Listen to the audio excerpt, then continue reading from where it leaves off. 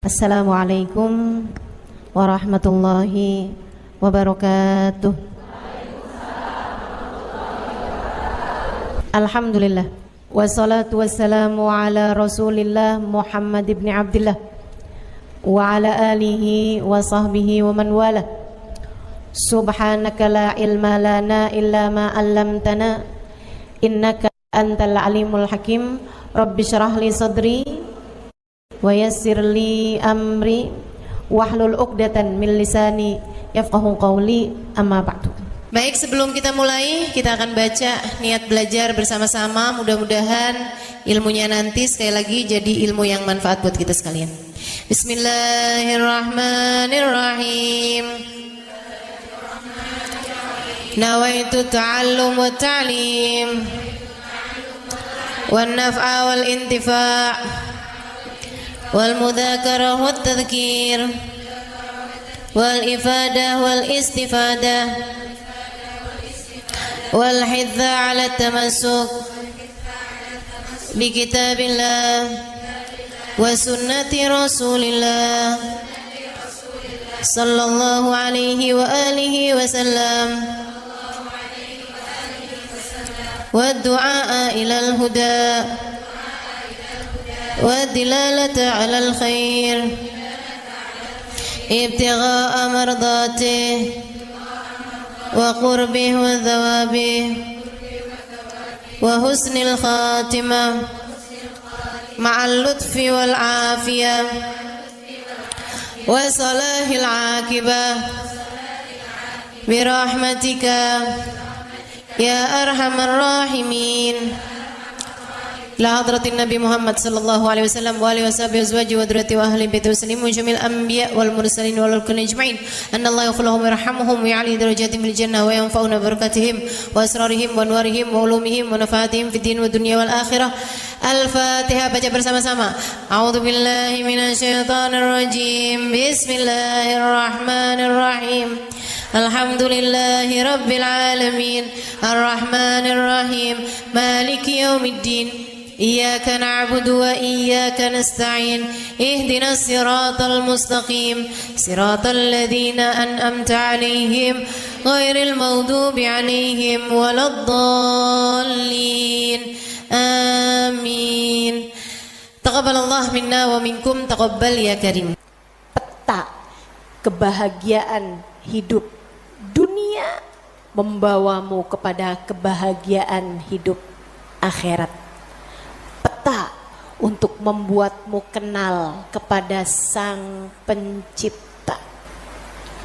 Jalan hidup yang dapat membawamu menuju surga. Ini namanya jalur langit. Yang paling rugi yang gak mau ngikutin peta ini. Yang paling sukses yang jalan hidupnya mengikuti peta ini, mengikuti jalur langit ini.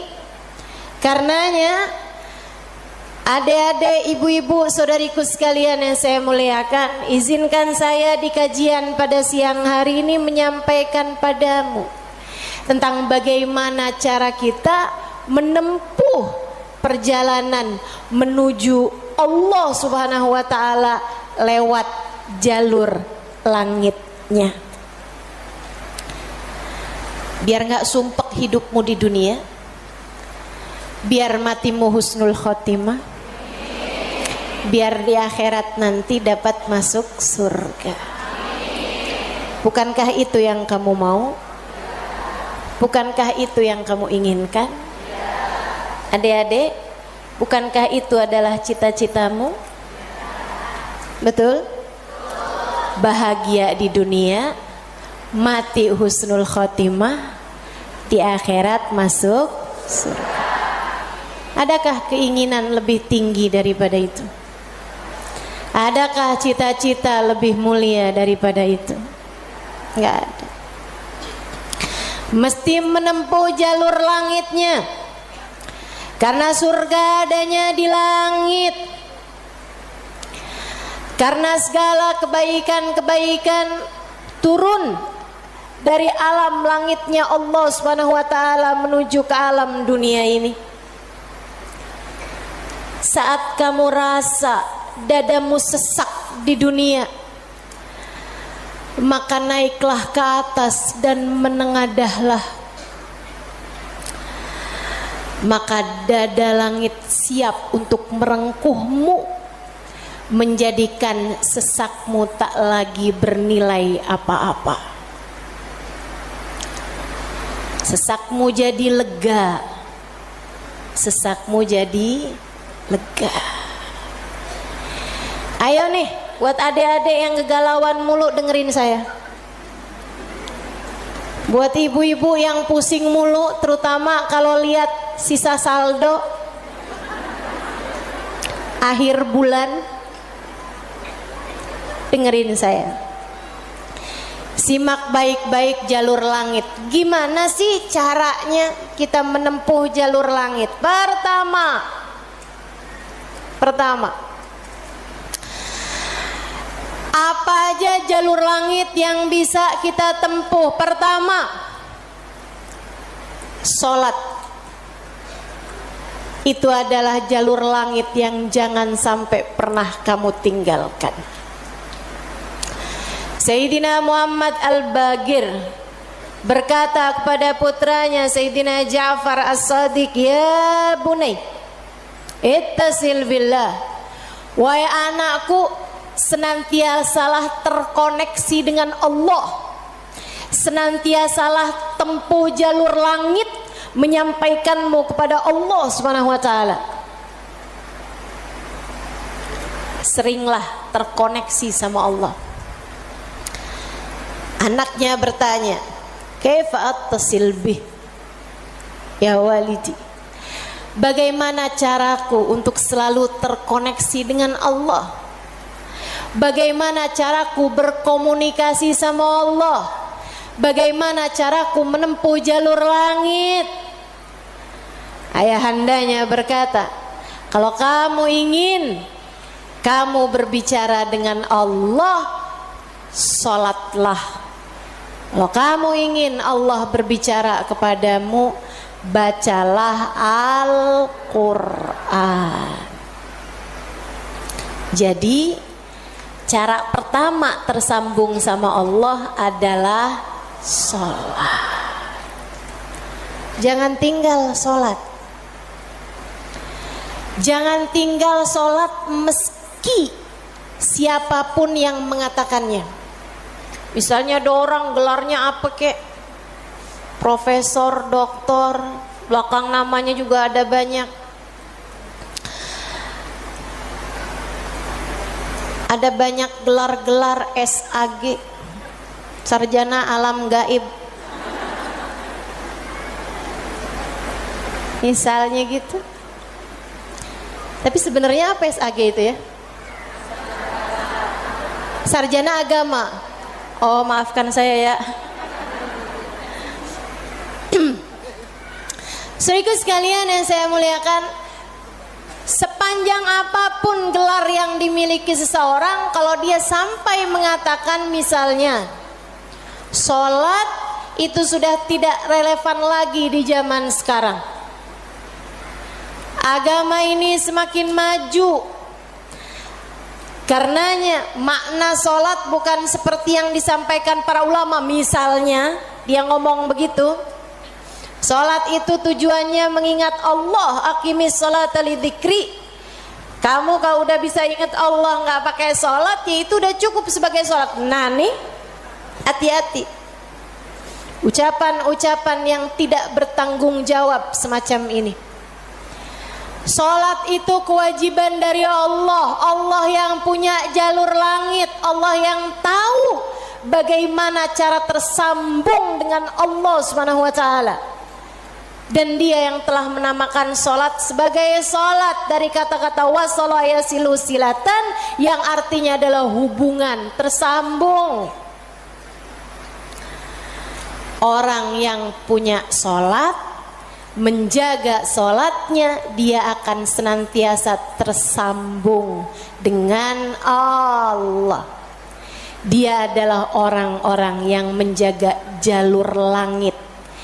Komunikasi langitnya tetap tersambungkan. Jagain sholat. Dek, jagain. Tapi saya belum bisa khusyuk Ustazah. Nggak apa-apa. Saya masalahnya kalau sholat suka ngelambiar pikiran kemana-mana Ustazah. Sama. Saya juga. Sama. Tapi nggak apa-apa. Jangan pernah tinggal sholat.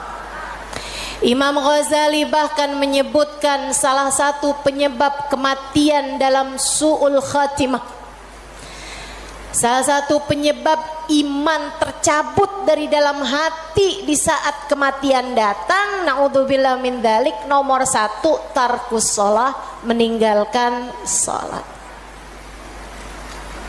Tiang agama kita.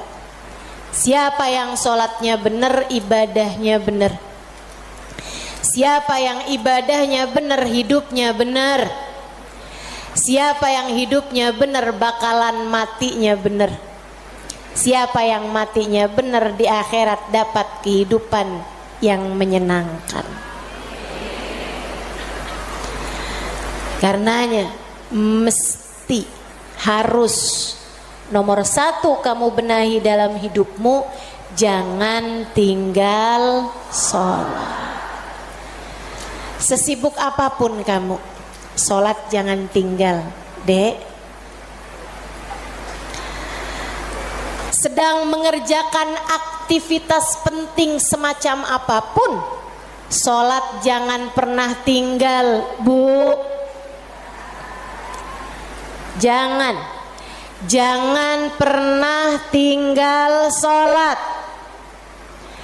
Sebab orang kalau lagi ninggal sholat, bukan hanya karena dia nggak mau sholat, tapi karena dia tidak diizinkan Allah untuk menghadap kepadanya, telah diputuskan jalur antara dia dengan Allah Subhanahu wa taala.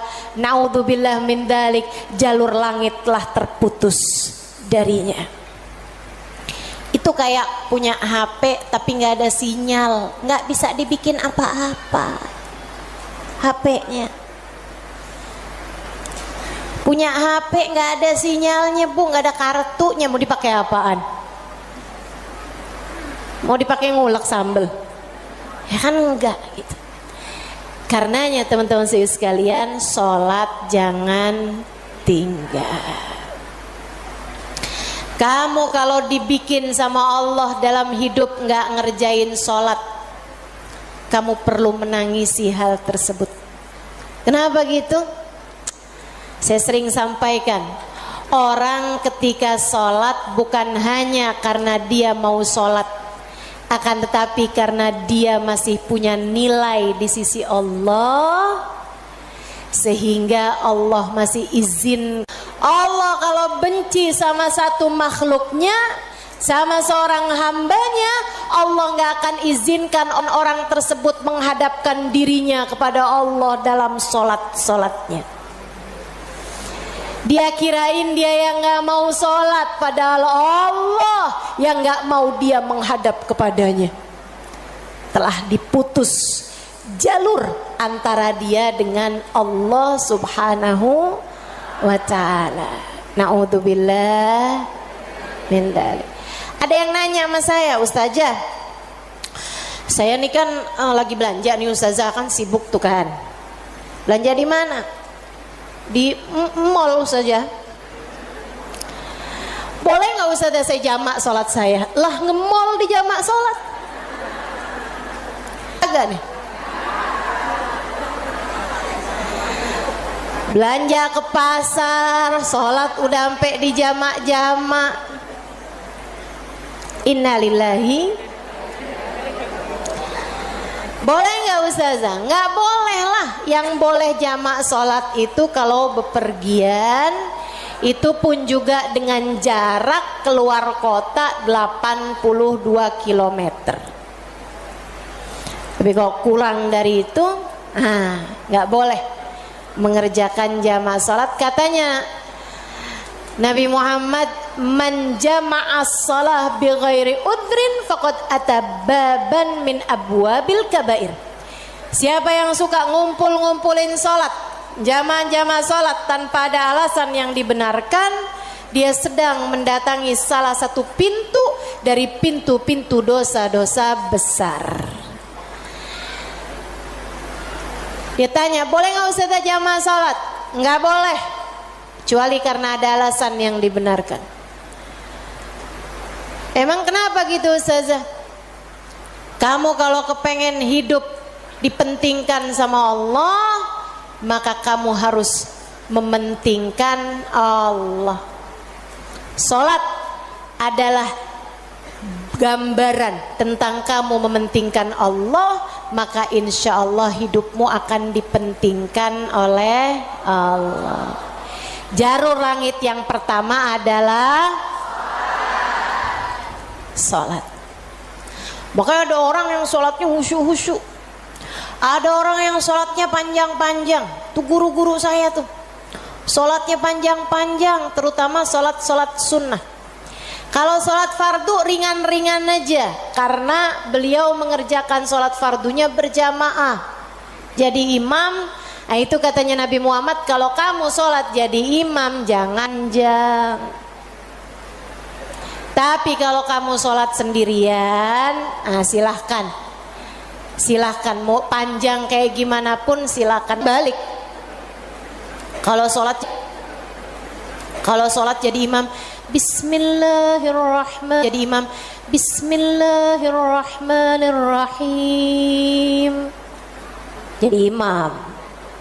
Di dalam sholat sendirian, Bismillahirrahmanirrahim. Jalur langit yang indah, jangan pernah jadikan doa hanya sekedar, sebab doa adalah semua yang kamu perlukan.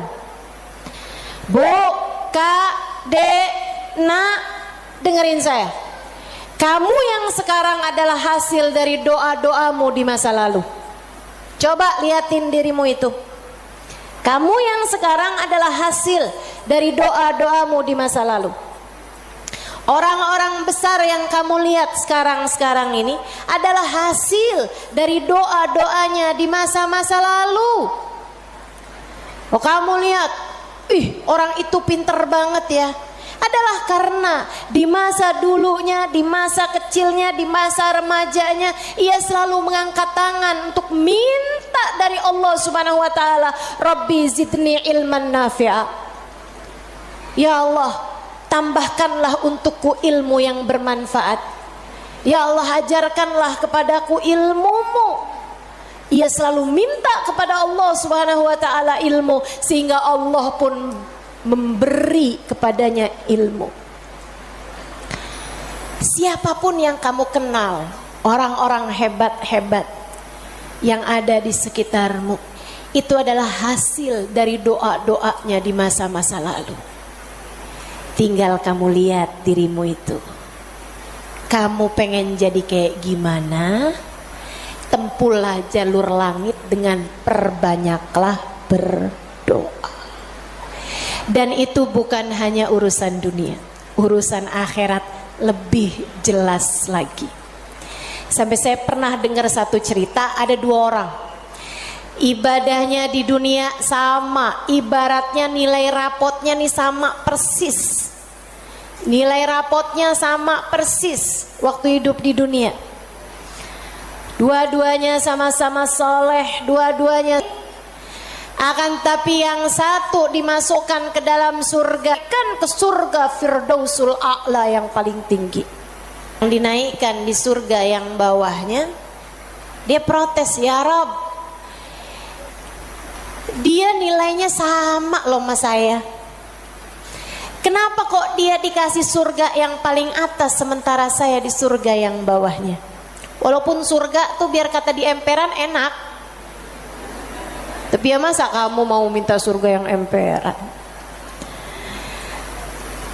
Saudara sekalian, hadir majelis aja di emperan gak enak, apalagi di surga. Dia tanya sama Allah, ya Allah, kenapa kami berdua nilainya sama tapi dia dinaikkan di surga Firdaus yang paling tinggi sementara saya. Itu sebabnya Nabi Muhammad mengatakan, idza sa'altumul jannah fas'alu al-firdausal a'la. Kalau kalian lagi minta surga, jangan tanggung-tanggung, mintalah surga Firdaus yang paling tinggi. Gitu. Doa deh, doa, jangan ditinggal. Doa, doa, perlu banget. Kamu harus sering-sering doa. Ustadzah, doa yang paling bagus apa? Lah doa itu urusan minta kok. Maka mintalah sesuai dengan apa yang kamu mau. Saya punya cerita indah yang diceritakan oleh salah satu guru saya beberapa bulan yang lalu ketika kedatangan beliau ke Indonesia. Namanya Hubabah Syarifah bintul Habib Muhammad bin Abdul Haddar. Beliau datang dari Sewun, Hadramaut, Yaman. Saya menjadi penterjemah beliau kala itu, jadi saya ingat betul kisahnya. Salah satu dari kisah yang beliau ceritakan, kata beliau, ada seorang ibu-ibu datang kepada ayahanda saya. Ayahandanya seorang ulama terkemuka, namanya Habib Muhammad bin Abdullah Al-Haddar, guru dari guru saya, guru dari guru-guru saya, sekaligus ayah dari guru-guru saya.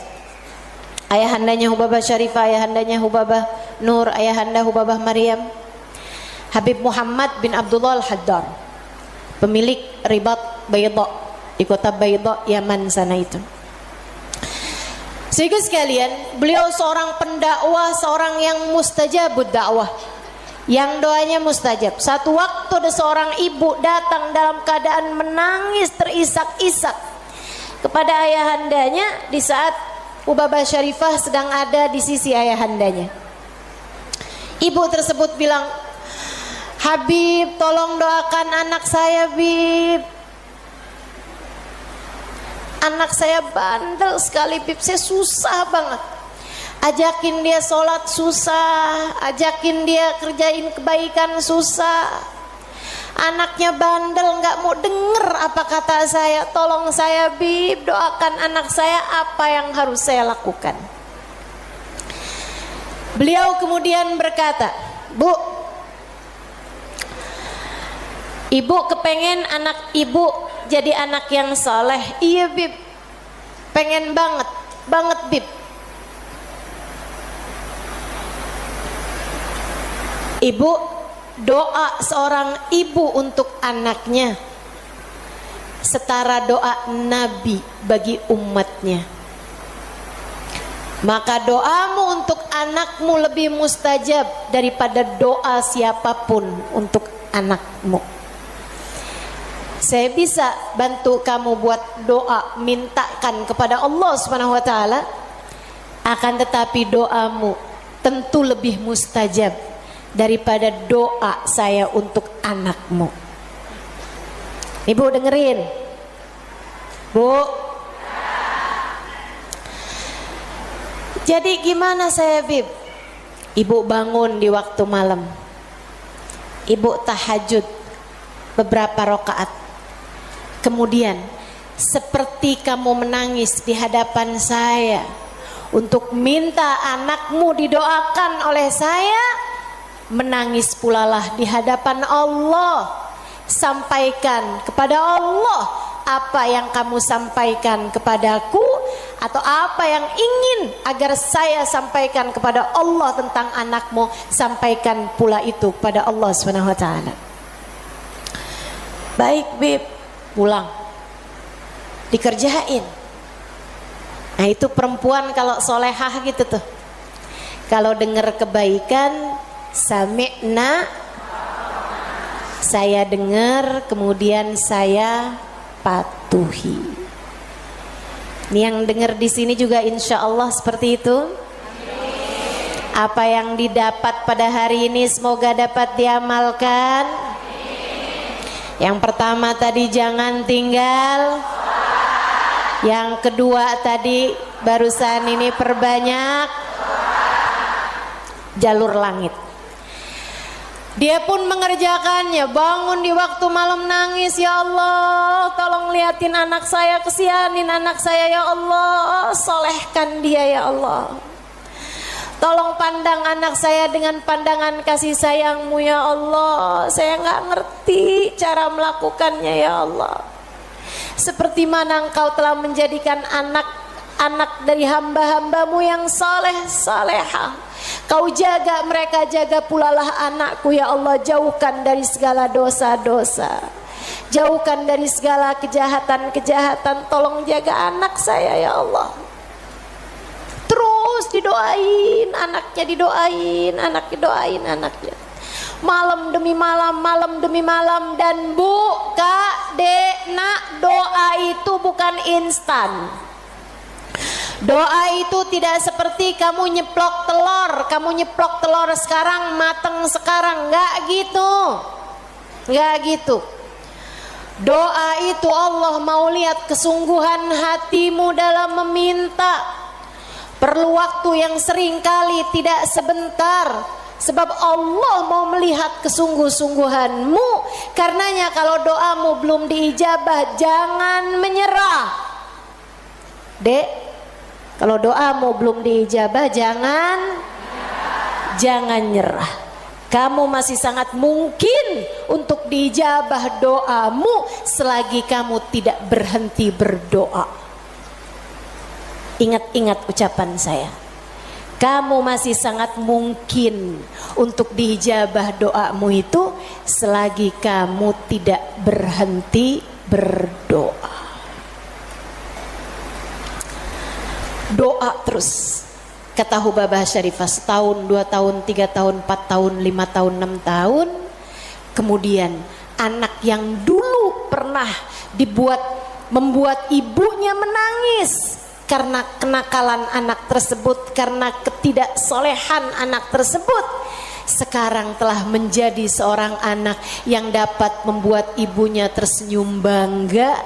Di usia-usia hampir 20-an tahun, anak tersebut menjadi anak paling soleh di kampungnya, hafal Al-Quran 30 juz dengan 7 bacaannya, qiraatus sab'ah. Anak yang jauh dari kenakalan-kenakalan remaja, anak yang dekat dengan para ulama, anak yang mengetahui banyak ilmu agama, anak yang menjadi sangat soleh, idaman semua para orang-orang tua. Jangan nyerah, jangan nyerah. Jika kehidupan membuatmu tersungkur, itu adalah waktumu untuk membenamkan dirimu dalam sujud-sujud panjang kepasrahan. Kemudian kamu langitkan doa hingga Allah mengijabah doa-doamu itu. Saya ulangi, jika badai kehidupan membuatmu jatuh tersungkur, itu adalah saat yang tepat untukmu membenamkan wajahmu dalam sujud-sujud kepasrahan. Kemudian kamu langitkan doa-doamu, berbisik di bumi, namun suaramu didengar hingga ke arsy. Saat itulah Allah akan mengijabah doamu itu. Jangan pernah berhenti berdoa. Jangan remehkan doa. Jangan remehkan doa. Saya, Dek, pernah muda juga kayak kamu. Ya masa lahir langsung gede gini. Sewaktu saya remaja, masuk umur 12 tahun, 13 tahun. Sebelum balik bahkan saya udah berada di pondok pesantren. Jadi saya itu nggak pernah ngalamin masa belum berjilbab sebelum balik. Maksudnya ketika balik tuh saya udah mulain berjilbab. Alhamdulillah, nikmat dari Allah Subhanahu wa taala. Adik-adik saudaraku sekalian, saat saya kecil, saya ada di pondok-pondok pesantren, saya mulai kenal ustadz-ustadz, ustadzah-ustadzah, ulama-ulama yang membuat saya jatuh cinta dengan ilmu agama.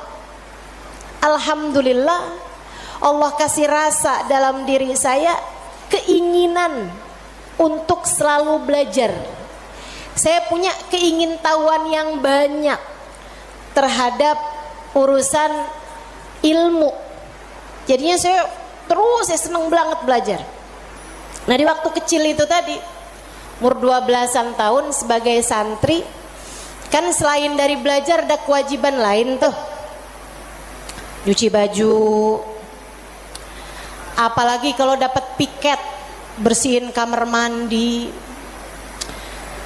nyapu kamar, ngepel kamar. Itu saya sangat tersiksa sekali, sebab saya ini adalah pemalas.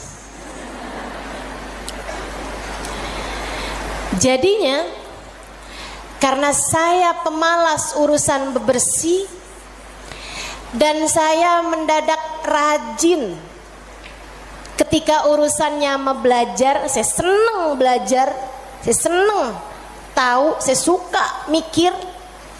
Saya tuh kalau lagi baca kitab gitu seneng banget.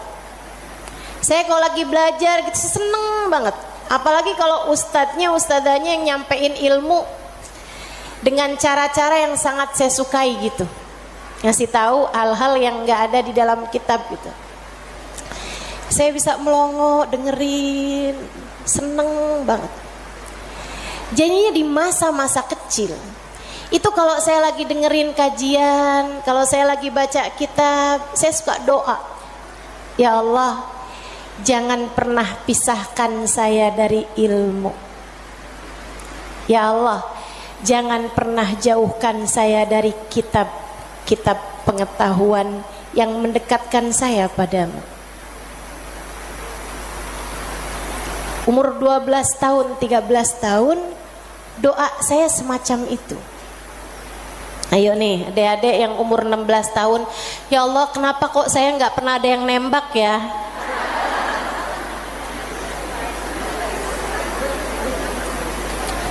Kata Allah, ya karena aku sayang padamu, karena aku berkehendak untuk menjagamu gitu. Ini malah dipertanyakan, saya kurang cakep apa ya? Kok nggak ada yang naksir sama saya gitu? Siapa kek, tukang kebun, satpam sekolah? Jangan ya dek, jangan. Kalau kakak kelas boleh ustazah, jangan juga.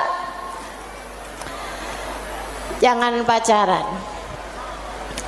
Adik-adik saudaraku sekalian, sebaliknya ketika saya mulain, kalau saya lagi nyapu, saya lagi nyuci baju, apalagi kalau saya udah mulain harus nyikat kamar mandi, rasanya saya keberatan sekali. Saya sambilan nyikat kamar mandi sambil doa, ya Allah yang beginian saya nggak usah dikasih dong. Ya Allah selamatkan saya dari hal-hal yang semacam ini. Alhamdulillah, alhamdulillah. Saya habisnya itu juga mondok-mondok pesantren, tapi bisa dihitung dengan jari waktunya di mana saya harus nyuci baju, di mana saya harus ngepel, di mana harus nyapu gitu. Kayak alhamdulillah, saya punya banyak orang-orang yang mau mengerjakannya buat saya. Alhamdulillah. Allah bakal kasih. Kata Allah Subhanahu wa taala, ud'uni astajib lakum, mintalah kepadaku niscaya akan aku ijabah. Minta, doa, jangan berhenti berdoa. Ayo adik-adik, kamu punya panjang masa depan insya Allah. Umurmu mudah-mudahan masih tersisa panjang insya Allah. Jangan sesali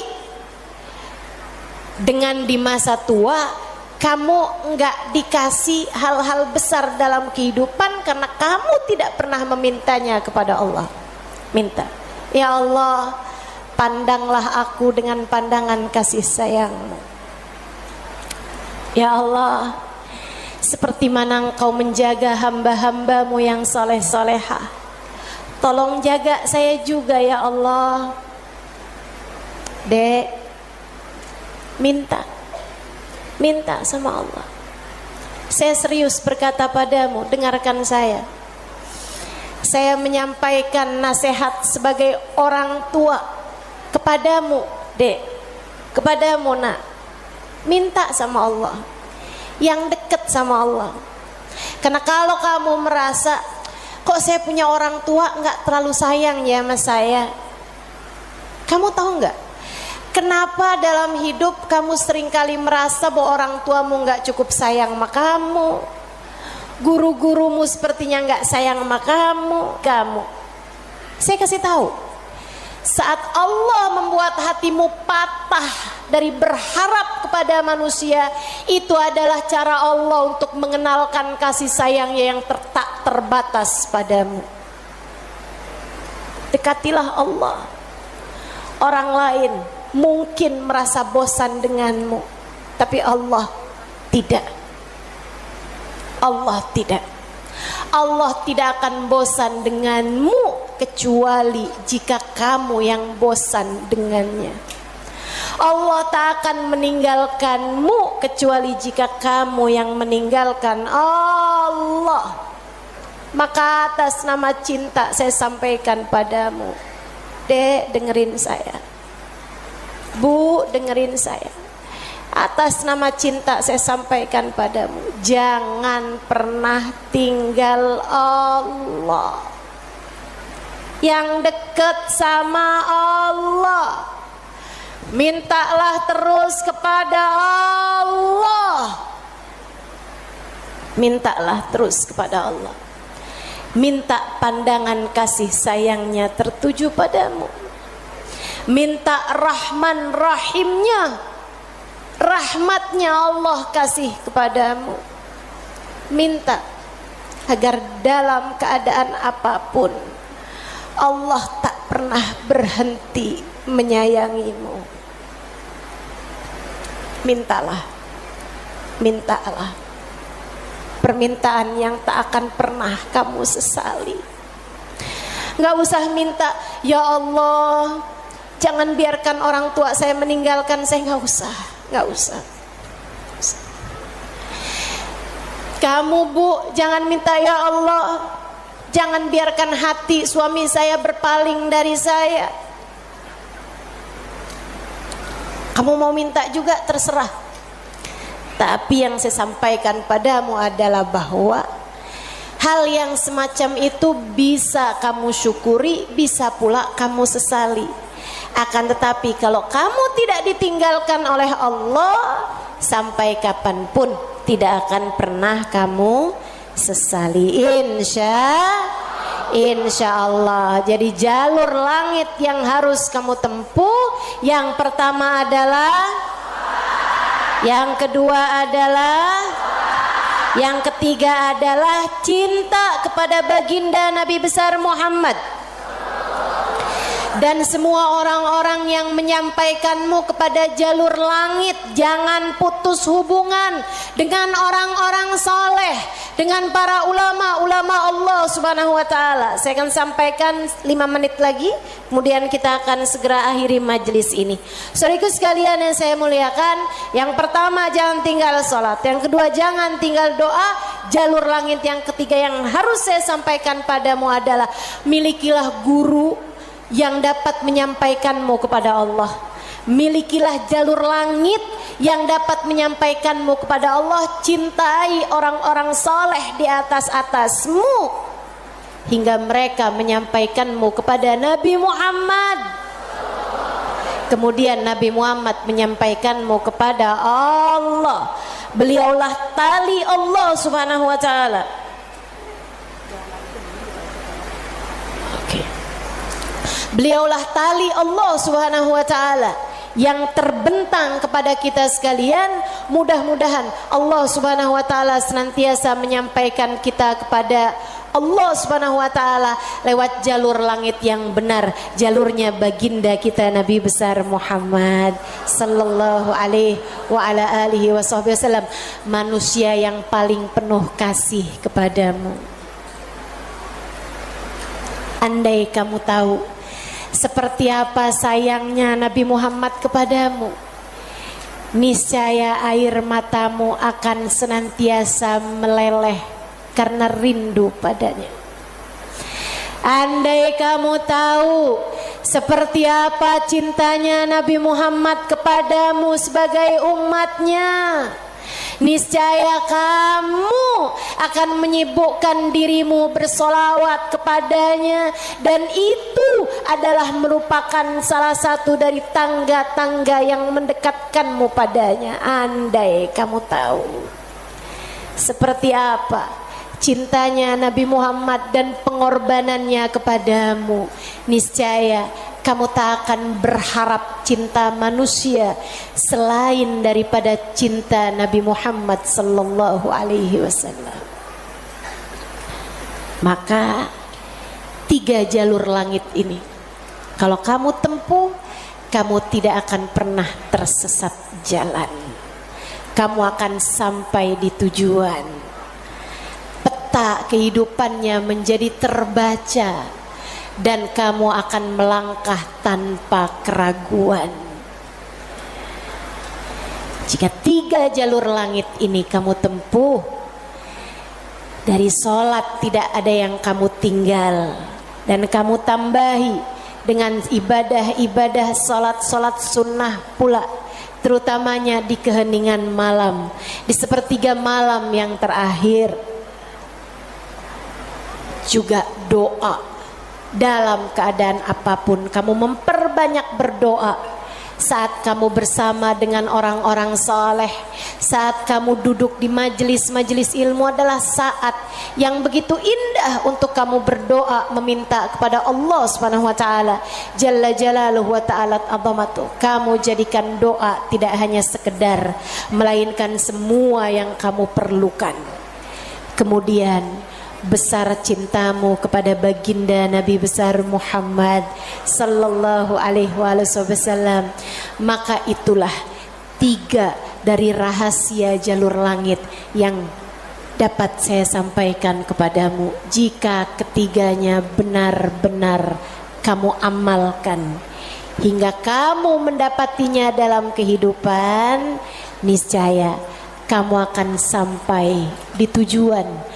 Bahagia hidup di dunia, mati dalam husnul khatimah. Di akhirat kamu akan diperkenankan masuk ke dalam surga tanpa hisab, tanpa adab, birahmatika ya arhamar rahimin wa bijudika ya ajwadal ajwadin innahu waliyu dzalika wal qadir alaih.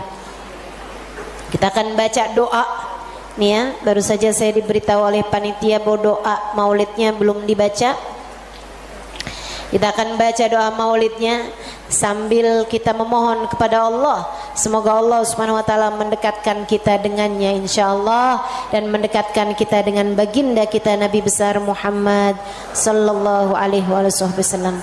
Allahumma salli wa sallim wa barik alaihi wa ala alihi sallallahu alaihi.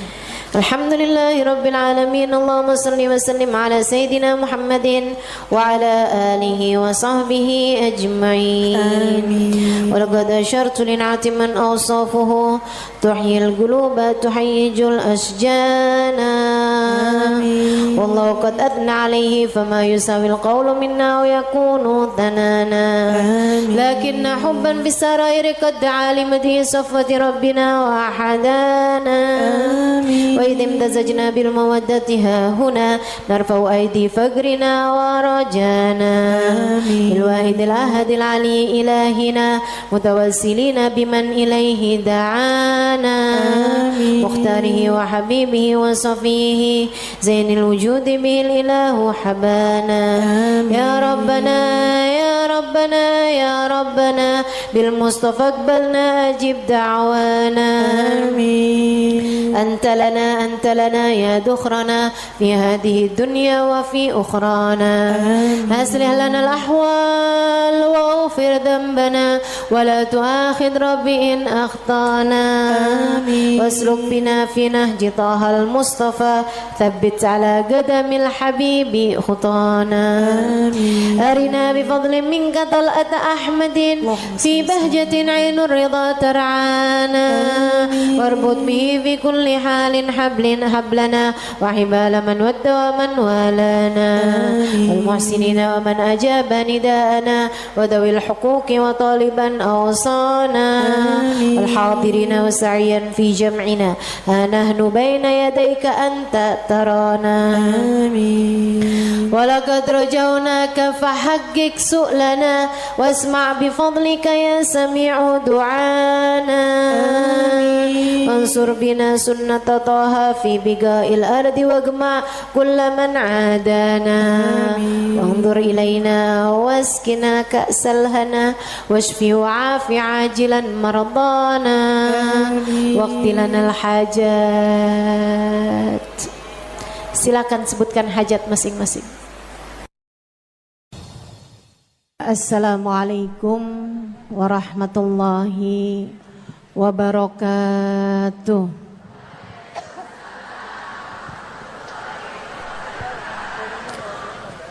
Alhamdulillah. Wassalatu wassalamu ala Rasulillah Muhammad ibn Abdillah wa ala alihi wa sahbihi wa man wala. Subhanaka la ilma lana illa ma 'allamtana innaka antal alimul hakim. Rabbi shrah li sadri wa yassir li amri wahlul 'uqdatan min lisani yafqahu qawli.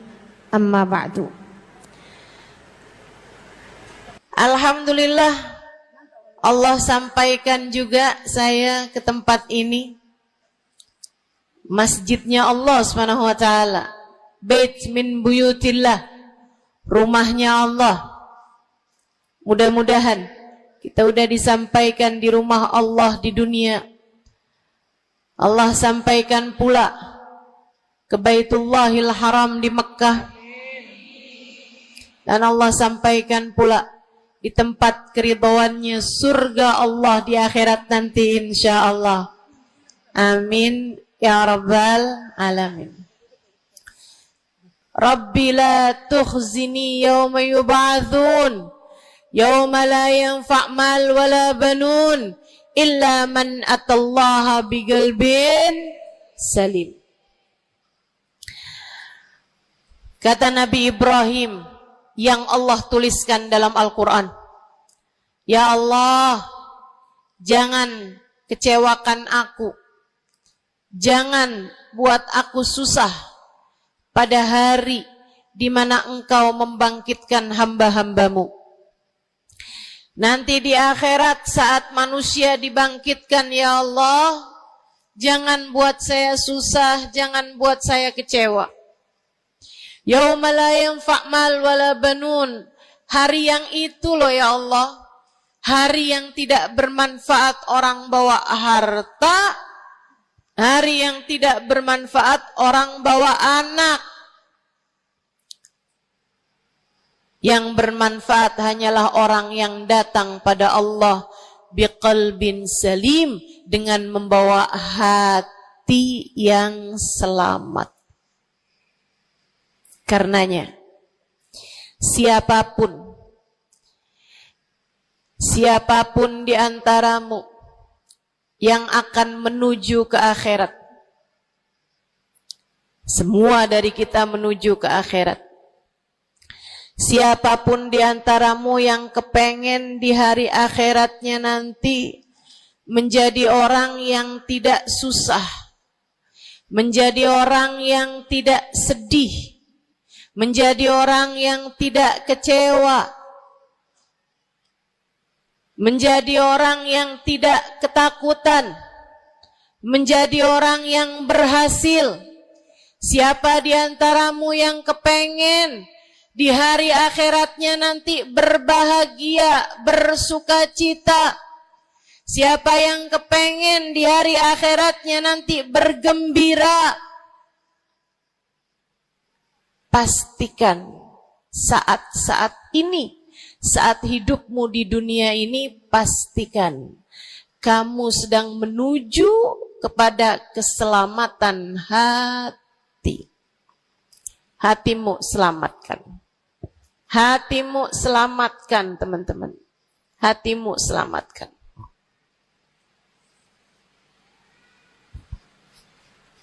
Semoga Allah karuniakan kepada kita selamatnya hati, insyaallah. Amin. Semoga Allah menyelamatkan hati kita semua. Semoga Allah menyelamatkan hati kita semua. Nabi kita Muhammad menyebutkan dalam salah satu hadisnya, ala inna fil jasadi mudghah, idza salahat salahal jasad kulluh, wa idza fasadat fasadal jasad kulluh. Ala wahiyal qalbu. Kata Nabi, ketahuilah sungguhnya dalam diri manusia terdapat segumpal darah. Apabila ia bagus, ia selamat, ia bersih, selamatlah seluruh anggota tubuhnya. Apabila ia rusak, ia hancur, ia gelap, ia mati, maka hancur pulalah seluruh anggota tubuhnya. Ala wahiyal qalbu, ketahuilah segumpal darah tersebut bernama hati. Maka Bu, Ka, De, Na, Ne, banyak nenek-nenek di sini. Saya sampaikan padamu pesan dari hati saya yang terdalam. Berhati-hatilah dengan hati. Yang hati-hati sama hati, apa yang ada di dalamnya? Coba silahkan. Silahkan kamu pikirkan nih, kondisi hati saya ini kayak apa. Kita kalau badan lebih gampang ngerasainnya. Saya kalau ditanya, Ustazah lagi sakit? Iya. Sakit apanya Ustazah? Kaki. Saya bisa jawab. Tapi kalau kamu ditanya misalnya, gimana kabar hati kamu?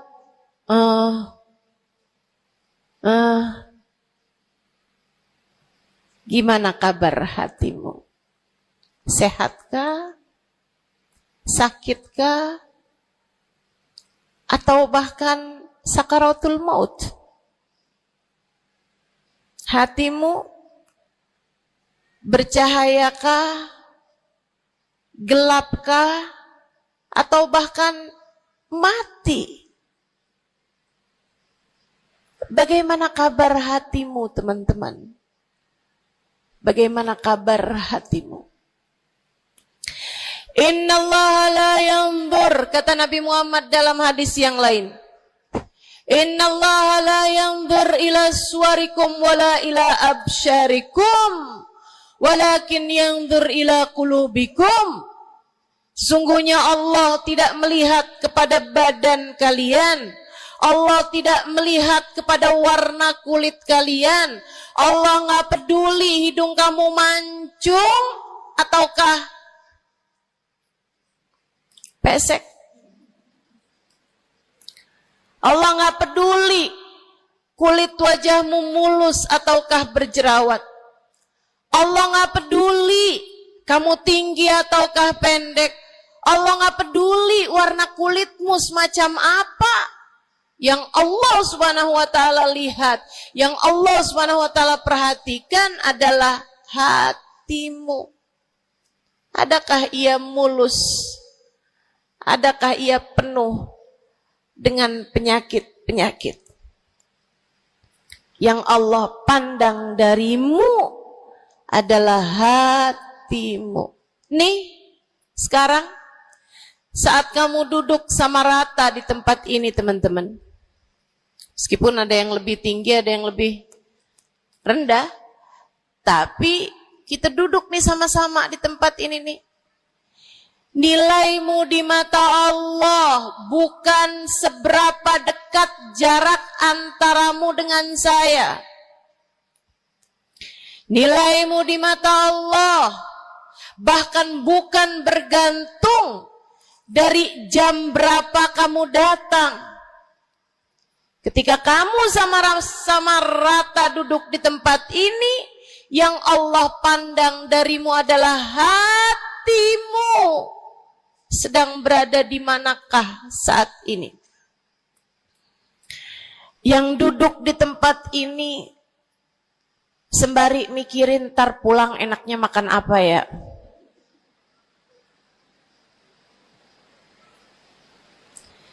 Yang duduk di tempat ini sambil mikirin, kok saya lapar ya? Iya, belum sarapan. Gara-gara buru-buru, takut nggak kedapatan tempat duduk. Gara-gara buru-buru, kepengen bisa lihat mukanya Ustazah Halimah yang viral.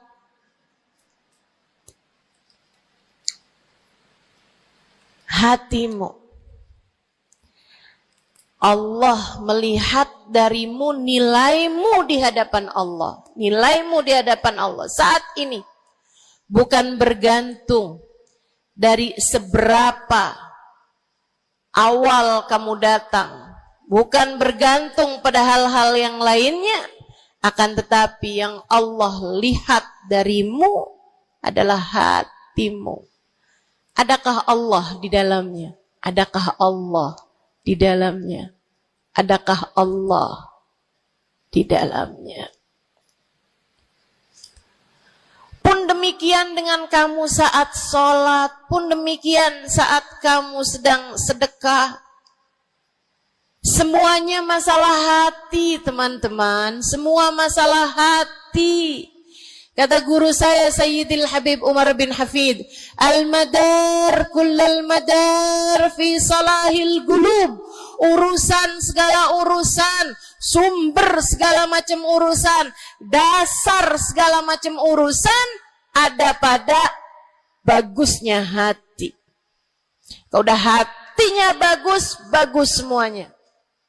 Kalau udah hatinya busuk, busuklah semuanya. Semoga Allah selamatkan kita dari busuknya hati.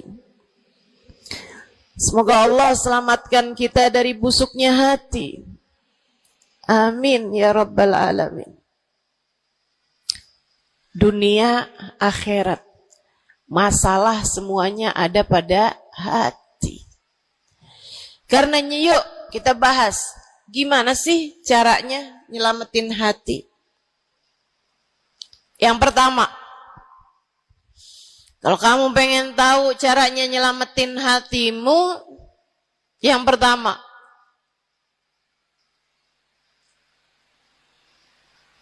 bersihkan sampah-sampahnya. Nih, kamu mau rumah itu biar bagus, biar terjaga, biar selamat. Kamu lihat dalamnya, oh banyak sampah. Banyak noda, banyak kotoran. Dari mulai kotorannya cicak, ayam, sampai mungkin anjing. Karena lama nggak ditempatin.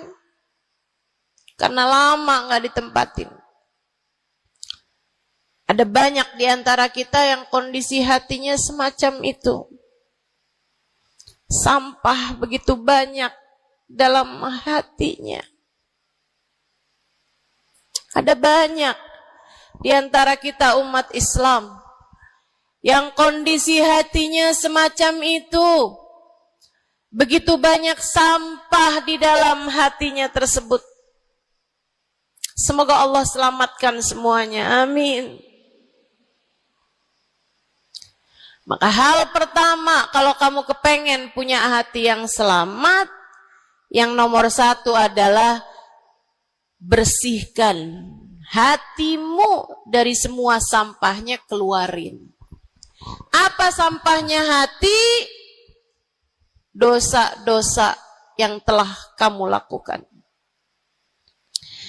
Idza aznabal abd nakat fi qalbihi nuqtah sauda. Kata baginda kita Nabi besar Muhammad, idza aznabal abd, ketika seorang hamba mengerjakan dosa, tertorehlah di dalam hatinya satu titik hitam. Sampahnya hati.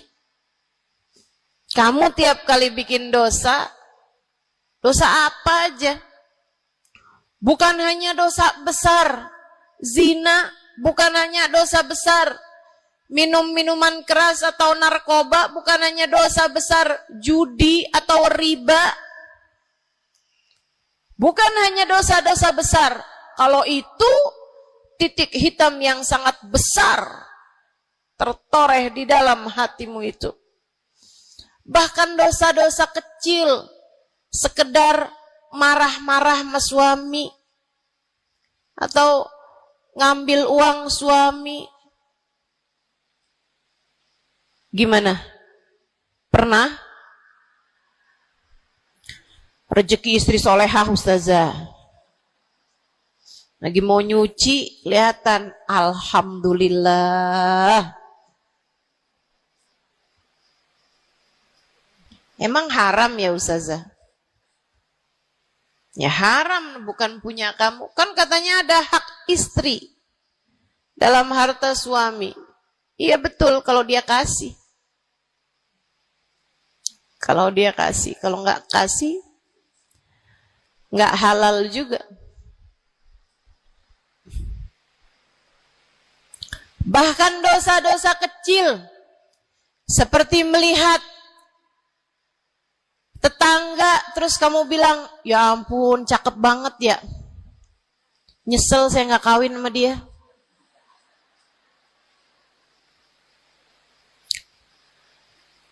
Dosa. Seperti memandang seseorang dengan pandangan menghina. Seperti membicarakan aib orang lain.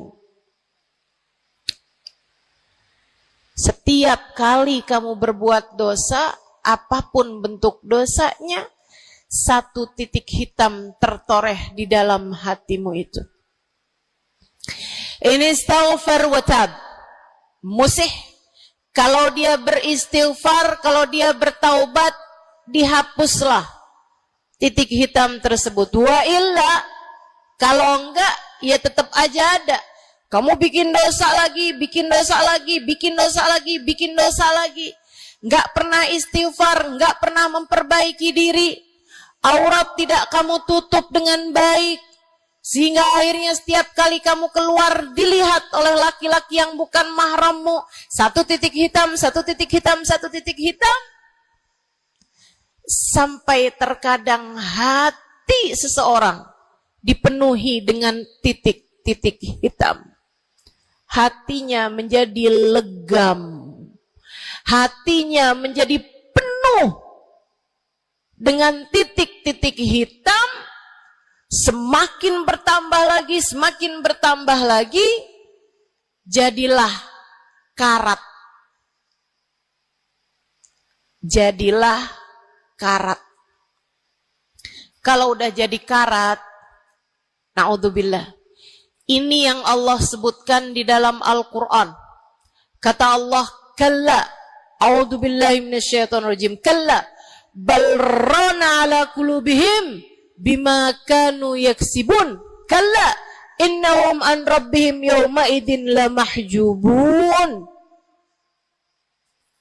Kalla, kata Allah, balran, ada karat di dalam hati mereka tersebab dosa yang menumpuk tanpa pernah dimohonkan ampunan. Kalla innahum an rabbihim yawma idzin lamahjubun. Orang kalau hidup bawa karat hasilnya apa? Orang kalau hidup bawa karatnya hati hasilnya apa ya Allah? Kalla innahum an rabbihim yawma idzin lamahjubun. Orang yang hatinya punya karat pada hari tersebut ia akan terhalang dari Allah Tuhannya. Guru saya Sayyidil Habib Umar bin Hafid menyampaikan tafsir mengenai ayat ini. Kata Habib Umar bin Hafid, tidak mati dengan membawa iman. Orang yang hatinya penuh dengan karat, apabila datang ajal menjemput, iman tercerabut dari dalam hatinya, hingga ia pun mati, keluar dari atas muka bumi ini dengan tanpa membawa iman Islam. Dia keluar dari atas muka bumi ini bukan sebagai hamba Allah, bukan sebagai umat Nabi besar Muhammad sallallahu alaihi wa ala alihi wasallam. Dia meninggal dunia dalam keadaan su'ul khatimah. Na'udzubillah min dzalik. Jangan biarkan karat memenuhi hatimu. Jangan biarkan hatimu dosa-dosa yang telah kamu lakukan menjadi berkarat dalam hatimu itu. Saya kesian sama kamu. Enggak apa-apa. Hidup terus-terusan ngontrak, enggak apa-apa.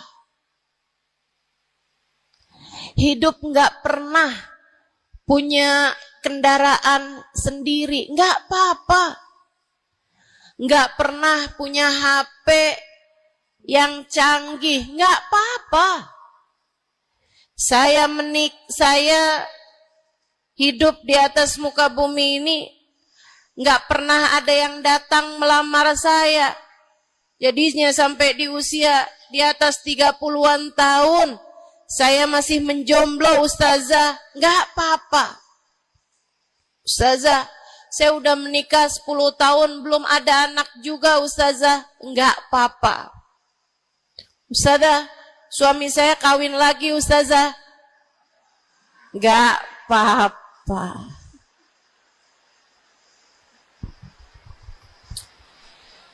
Hidup di dunia ini, apapun yang terjadi, semuanya hanyalah sementara.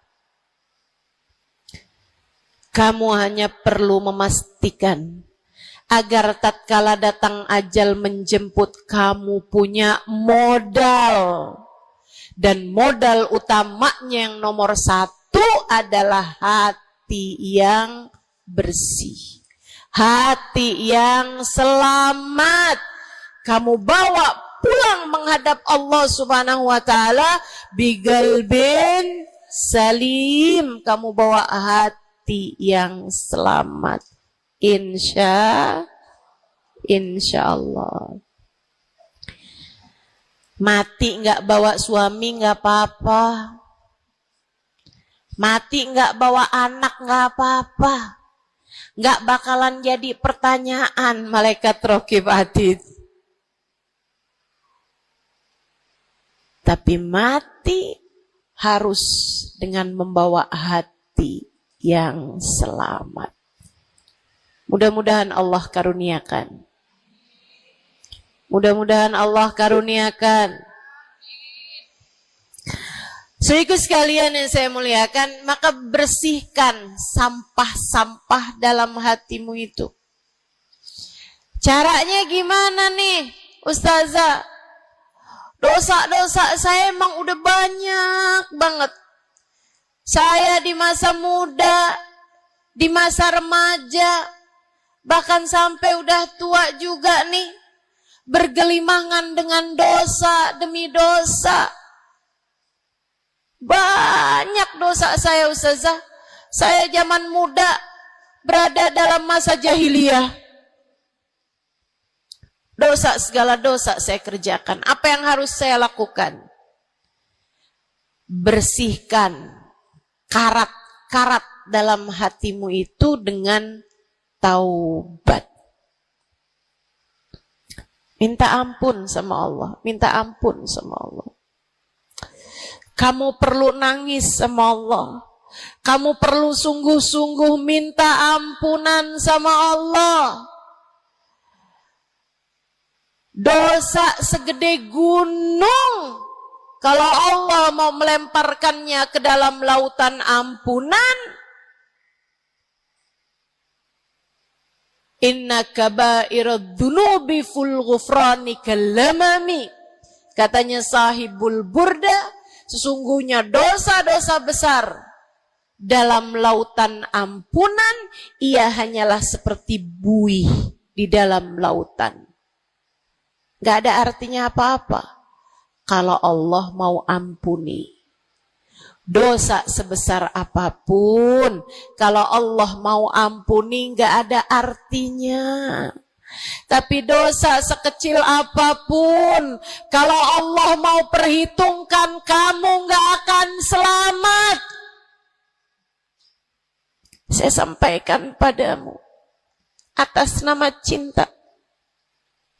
Dosa sekecil apapun yang kamu lakukan, jika ia tidak berjumpa dengan ampunan Allah, kamu bisa tidak selamat. Iblis nyembah Allah 70.000 tahun lamanya. Sujud di atas bumi, dia sujud, bumi dihancurkan, Allah naikin dia ke langit.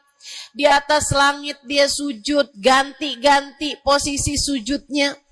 Karenanya Imam Ghazali dalam kitabnya Minhajil Abidin mengatakan, ma min buk'ah minal ard was sama, tidak ada satu jengkal tanah, baik di bumi ataupun di langit, illa waqad sajad iblis fihi sajdah. Iblis udah pernah sujud di sana, di semua tempat di bumi maupun di langit. Paling banyak ibadahnya ternyata bukan seorang wali. Paling banyak ibadahnya ternyata bukan seorang nabi. Kalau hitung-hitungan panjang-panjangan ibadah, ibadahnya iblis lebih panjang daripada siapapun dari makhluknya Allah Subhanahu wa ta'ala yang pernah tinggal di bumi ini. Akan tetapi dia nggak nurut. Iblis ibadah 70.000 tahun, nggak nurut sekali doang, sekali aja. Wa idh qulna lil malaikati isjudu li Adam fasajadu illa iblis. Ketika kami memerintahkan seluruh makhluk yang ada di langit, seluruh malaikat kami perintahkan, wahai malaikat-malaikatku, sujudlah kalian kepada Adam. Fasajadu, mereka semuanya sujud, illa iblis, kecuali iblis doang. Tantang, petenteng gak mau sujud. Allah tanya, ma manaka antas judali Adam id amartuk? Iblis, apa yang bikin kamu gak mau sujud kepada Adam? Padahal aku yang telah memerintahkanmu. Bukankah kamu selama ini sujud di bumi, di langit untuk menyembahku? Sekarang aku perintahkan padamu untuk sujud. Kenapa kamu gak mau sujud padanya? Iblis nggak bilang, ya Allah, kan perintahnya tadi malaikat, saya kan bukan malaikat ya Allah. Nggak gitu. Nggak gitu. Saudariku sekalian yang saya muliakan, bahkan iblis nggak bilang, males ya Allah saya sujud, lagi bisulan, misal. Enggak gitu juga. Makanya orang yang meninggalkan taat karena malas, karena bodoh misalnya, itu lebih dimaklumi teman-teman. Daripada yang kayak iblis ini nih. Ketika ditanya apa yang membuatmu gak mau sujud, wahai iblis kepada Adam, iblis dengan pongahnya, dengan sombongnya mengatakan, ana khairun minhu, saya lebih baik daripada Adam. Khalaqtani min nar wa khalaqtahu min tin. Saya berasal dari api, sementara Adam berasal dari tanah. Tanah diinjak-injak ya Allah, sementara api begitu hebatnya. Fahbit minha fa innaka rajim. Kata Allah, kita yang taat sama dosa sama-sama baik.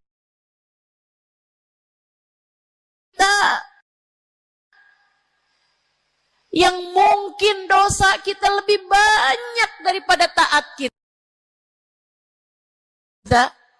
Kayak katanya Habib Ali Habsyi, kadang ada orang Islam, malaikat rokib yang nyatet pahala nganggur berbulan-bulan. Sementara malaikat atid yang nyatetin dosa sibuk bener. Gimana dengan kita? Iblis hanya satu saja melanggar aturan Allah. Allah kemudian mewahyukan padanya, keluar kamu wahai iblis dari surgaku, sesungguhnya kamu terkutuk. Kamu, kalau Allah mau memperhitungkan satu saja dosa kamu, kamu nggak akan selamat. Saya sampaikan padamu, iya kamu, semua yang dengerin saya. Kalau Allah mau memperhitungkan satu saja dosamu, kamu nggak akan selamat. Kamu tidak akan selamat. Tapi kan saya anaknya Fulan bin Fulan. Tapi kan saya keturunannya Fulan bin Fulan. Tapi kan saya istrinya Fulan bin Fulan. Bu, Kak, Dek, Nak, nggak selamat siapapun kamu. Anaknya Nabi Nuh, nabinya Allah tenggelam. Pamannya Nabi Muhammad, paman baginda kita Nabi besar Muhammad, Abu Lahab, Allah tuliskan kehancurannya, kecelakaannya, kebinasaannya di dalam Al-Quran. Mau siapa yang kamu andalkan? Tapi kan saya udah banyak bikin taat. Saya tiap malam bangun tahajud. Kamu nggak nyampe seujung kukunya ibadah iblis. 70.000 tahun. 70.000 tahun. Sujud pada Allah SWT di tiap jengkal tanah. Nih tanah yang sekarang kita jejak ini pernah dibikin sujud sama iblis. Waktu iblis tinggal di atas muka bumi ini. Tapi semuanya nggak manfaat. Kalau Allah mau memperhitungkan satu saja dosa hambanya, ia tidak akan selamat. Sebab Allah hanya mau menerima hati yang tidak ada sampah di dalamnya. Sebab hanya berkenan menerima hati yang tidak ada noda-noda di dalamnya. Sampah hatimu bersihkan, dosa-dosamu taubati, mintalah ampun kepada Allah, mintalah ampun kepada Allah. Bangunlah di waktu malam, mandilah dengan mandi taubat.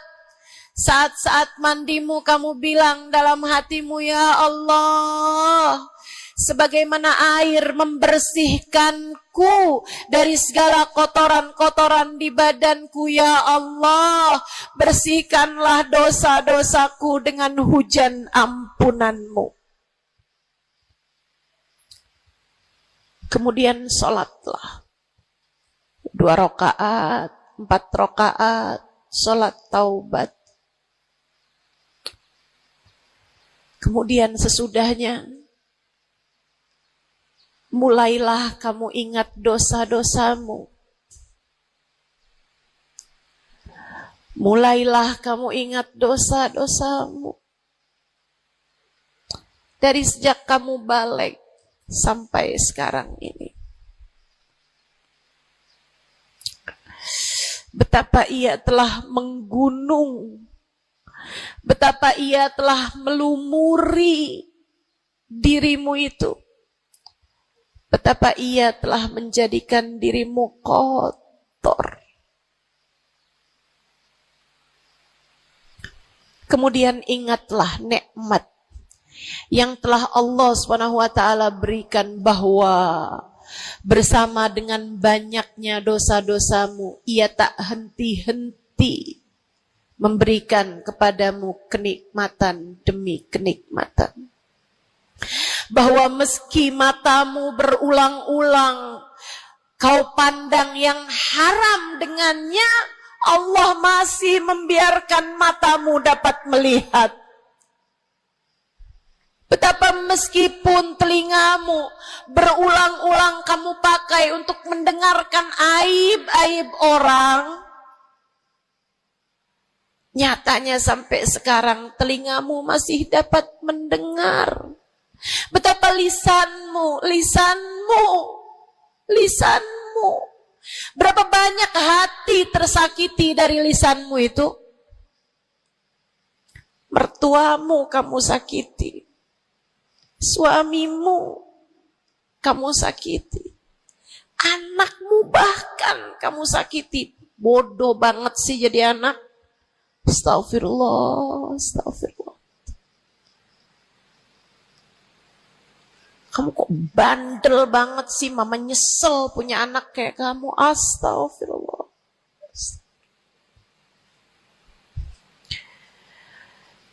Betapa lisanmu menyakiti hati tetangga-tetanggamu, saudara-saudarimu, sahabat-sahabatmu, orang-orang di sekelilingmu, merasakan gangguan dari lisanmu itu, tersakiti dari lisanmu itu.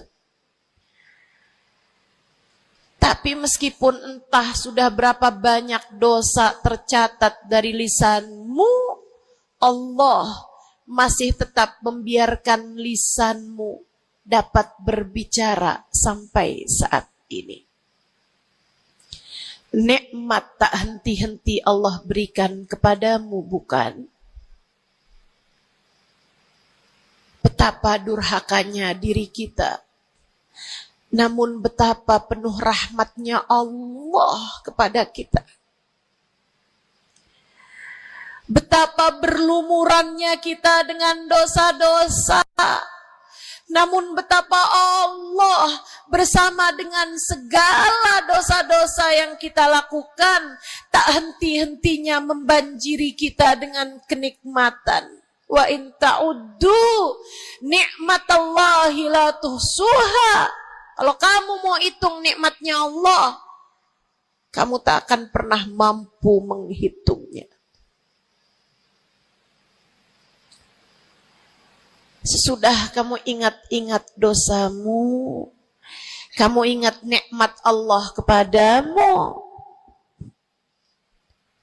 Kamu ucapkan seperti ucapan baginda Nabi Muhammad. Allahumma anta rabbi la ilaha illa anta khalaqtani wa ana abduka wa ana ala ahdika wa wa'dika mastata'tu a'udzu bika min syarri ma sana'tu abu'u laka bi ni'matika 'alayya wa abu'u bi dhanbi faghfirli fa innahu la yaghfiru dzunuba illa anta. Ya Allah, Engkau adalah Tuhanku. Tak ada Tuhan kecuali Engkau. Aku adalah hamba-Mu yang Kau perintahkan buat taat, yang Kau perintahkan untuk menepati janji semampuku. Ya Allah, aku berlindung dari buruknya perbuatan yang telah aku lakukan. Begitu buruk, begitu jelek dosa yang telah aku perbuat padamu, ya Allah. Abu'u laka bi ni'matika 'alayya. Ya Allah, Engkau selalu datang padaku dengan berbagai macam kenikmatan-kenikmatan. Wa abu'u bi dzambi, sementara aku selalu datang padamu dengan dosa demi dosa. Faghfirli, ampunilah aku ya Allah. Fa innahu la yaghfiru dzunuba illa anta. Bukankah tak ada yang dapat mengampuni dosaku selain Engkau ya Allah. Minta ampun sama Allah. Minta ampun sama Allah. Yang serius, menangislah di hadapannya. Menangislah di hadapannya. Dalam keheningan malam saat tiada sesiapapun yang melihatmu. Jauhkan dulu apapun yang dapat membuatmu kehilangan konsentrasi. Jangan lagi khusyuk-khusyuk begitu tiba-tiba kedengaran suara Shopee.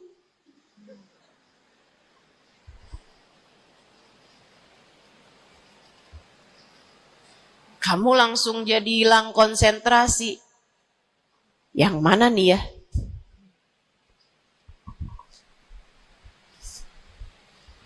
Bismillah.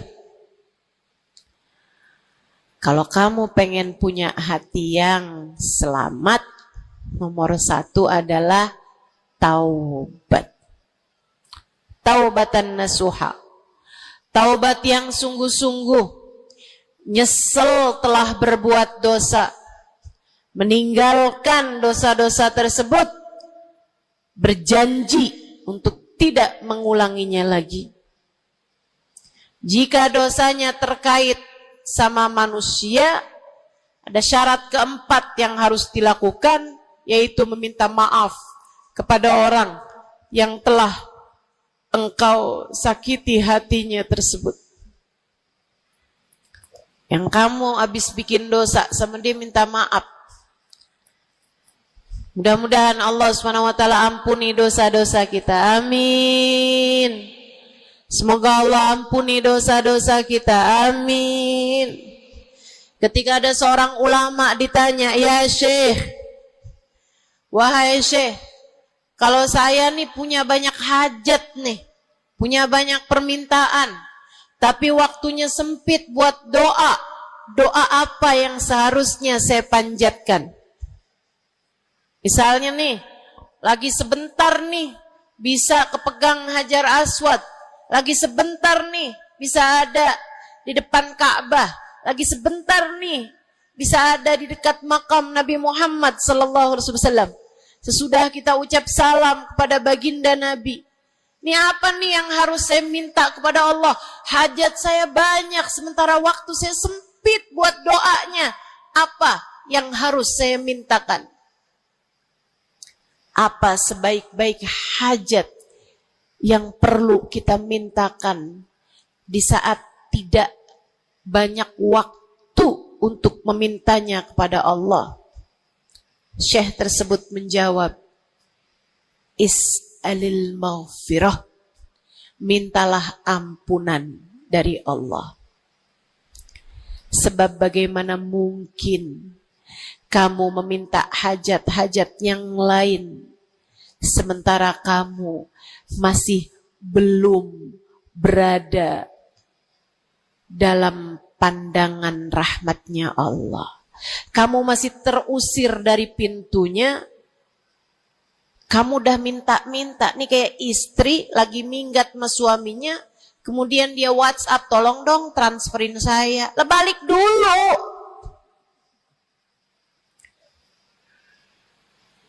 Baru minta. Tiap kita ngerjain dosa adalah tiap langkahan kita menjauh dari Allah Subhanahu wa ta'ala. Tiap kali kamu mengerjakan dosa adalah langkahan-langkahanmu menjauh dari Allah Subhanahu wa ta'ala. Karenanya mendekat dulu, masuk dulu, Allah bukain pintu dulu, baru deh silahkan minta yang lainnya. Kalau sempit waktumu, mintalah ampunan dari Allah Subhanahu wa ta'ala. Ini kan kerjaan kita nih suka salah-salah kalau doa. Giliran lagi ada hujan nih, wah doa mustajab, langsung. Ya Allah jodoh ya Allah. Yang cakep, yang ganteng, yang kaya, yang setia, yang soleh, banyak bener. Padahal kalau ngelihat dirinya kagak ada pantes-pantesnya. Kalau kamu pengen jodoh yang soleh, solehahkan dulu dirimu itu.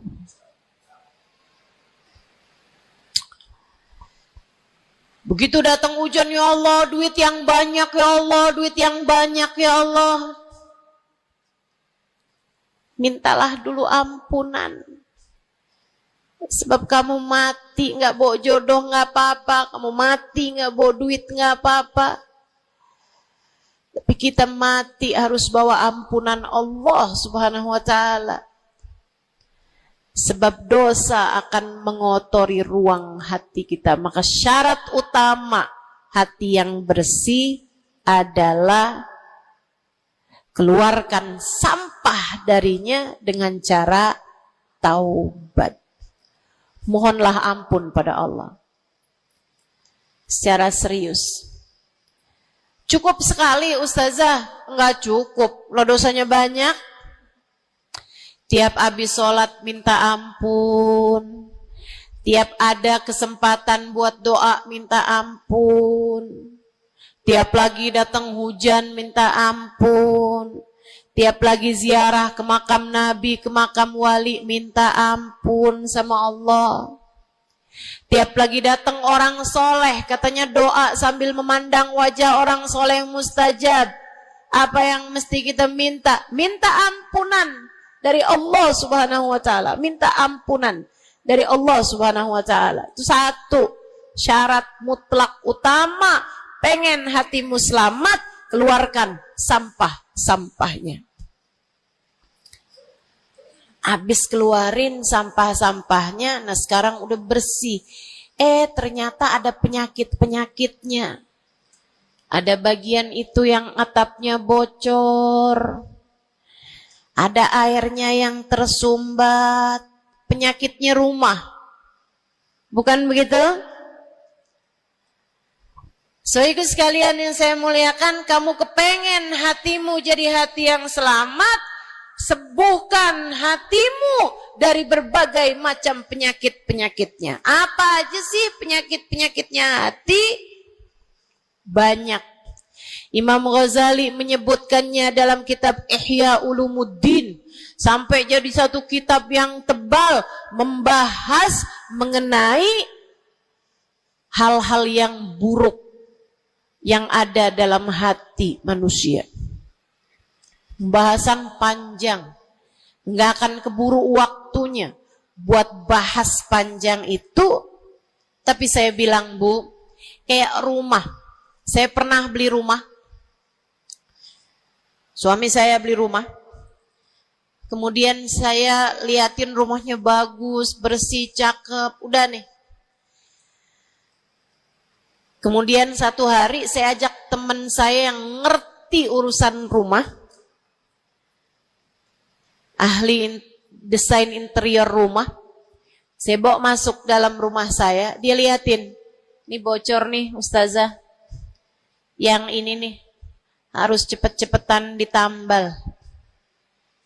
Terus dia lihat ada bagian atap tuh bocor tuh Ustazah, tambal dulu Ustazah. Dibenerin dulu tuh Ustazah sebelum ditempatin. Bu, saya kirain rumah saya udah bagus. Ternyata kalau dilihat sama ahlinya baru ketahuan. Kita juga begitu semua. Kita kirain hati kita baik-baik aja. Tapi kalau kita duduk ngaji, kalau kita hadir di majelis taklim, kalau kita dengerin kajian-kajian, kita baru paham. Ya Allah, ternyata hati saya ada penyakitnya di sini. Ternyata saya juga punya penyakit yang ini. Ternyata saya punya penyakit yang ini. Karena jangan berhenti belajar. Jangan berhenti mengaji. Biar kita paham penyakit-penyakit hati kita tuh di bagian mana. Sehingga kita bisa konsentrasi buat mengobatinya. Ada tuh bagian atap yang dibilangin sama temen saya nggak terlalu peduli. Saya liatin kecil aja kok. Sampai satu hari, untung aja saya nggak ada di bawah situ. Jebol atap rumah saya. Banjir rumah saya. Gara-gara atap yang berpenyakit yang tidak diberesin. Begitu pula dengan hati kita. Cari tahu apa penyakitnya. Cari tahu apa obatnya. Dengan kamu duduk mengaji. Ini bukan urusan sejam, 2 jam dipelajari. Kemudian semuanya benar. Ini adalah PR seumur hidup kita.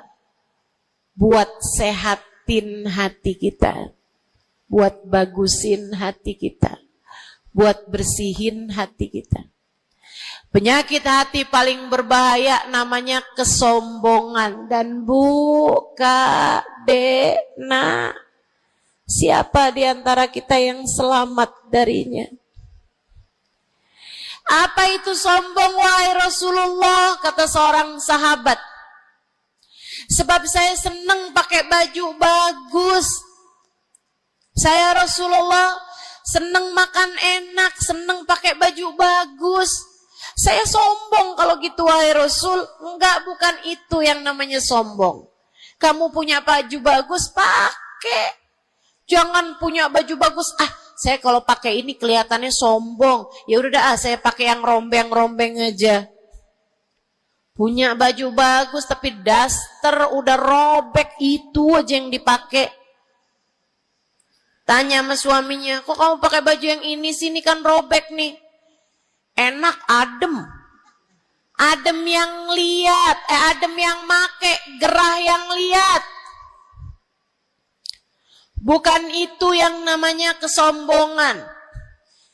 Saya punya uang, saya bisa beli mobil yang bagus, tapi saya nggak mau beli, saya takut sombong. Bukan itu yang namanya kesombongan. Saya punya uang, bisa bangun rumah buat tamu-tamu. Ulama-ulama kalau datang bisa tinggal di rumah saya. Ah, tapi saya nggak mau kayak gitu, ntar saya sombong.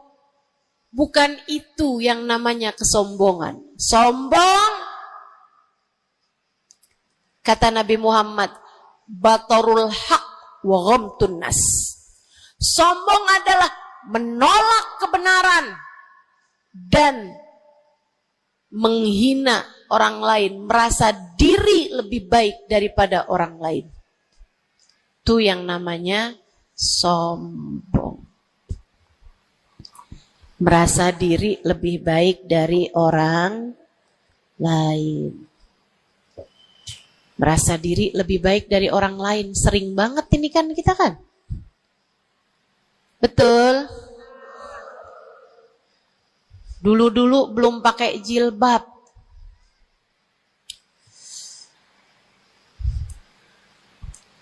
Nggak ngerjain taat yang namanya menutup aurat. Habis itu kemudian pergi majelis, hadir kajian pakai jilbab, rapi banget. Bahkan tumpuk-tumpuk. Ustadzanya pakai jilbab 1 lapis, dia pakai 3 lapis. Tapi dia ngelihat orang-orang yang belum pakai jilbab, ya ampun, belum dapat hidayah, sian. Saya rasanya kepengen buat bisikin sama dia, Mbak, Israel udah deket. Boleh gak sih Ustazah, saya bisikin di telinganya, malaikat penjaga neraka kirim salam. Astaghfirullah.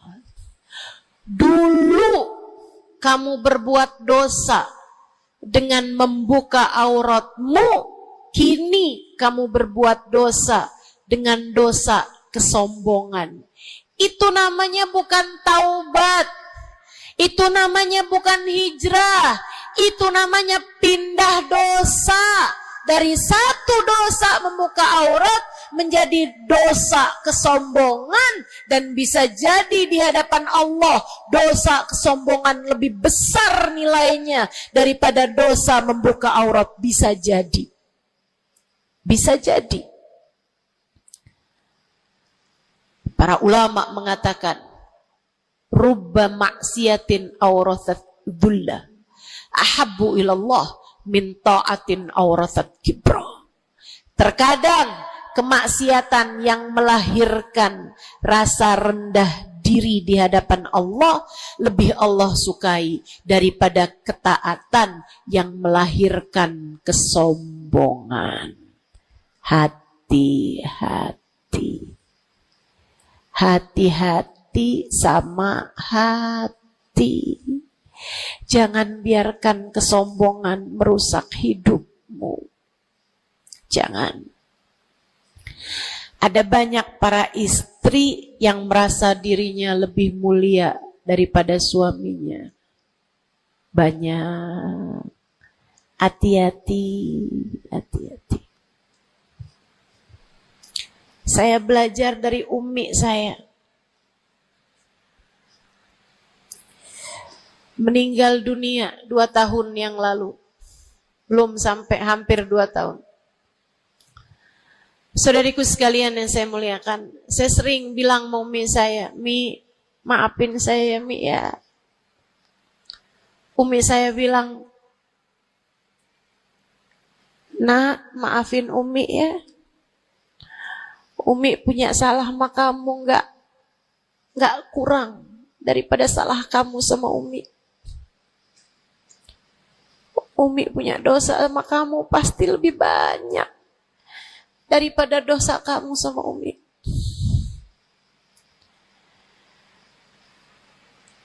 Itu rasa yang jarang dimiliki para ibu. Seringnya ibu tuh merasa selalu lebih baik daripada anaknya. Seringnya ibu tuh merasa dia nggak punya salah, dia nggak punya dosa. Yang punya dosa banyak tuh anaknya kepada dirinya, bukan begitu? Ayo minta maaf dulu sama ibu. Ayo minta maaf dulu. Kan seringnya bilang gitu sama anak-anak kita. Kamu tuh nak, ibu ini adalah ibumu, surgamu berada di bawah telapak kakiku. Waduh. Betul, al-jannah tahta aqdamil ummahat. Tapi ucapan kamu yang semacam itu kesombongan. Yakin bakal masuk surga? Yakin? Yakin bakal masuk surga, Bu?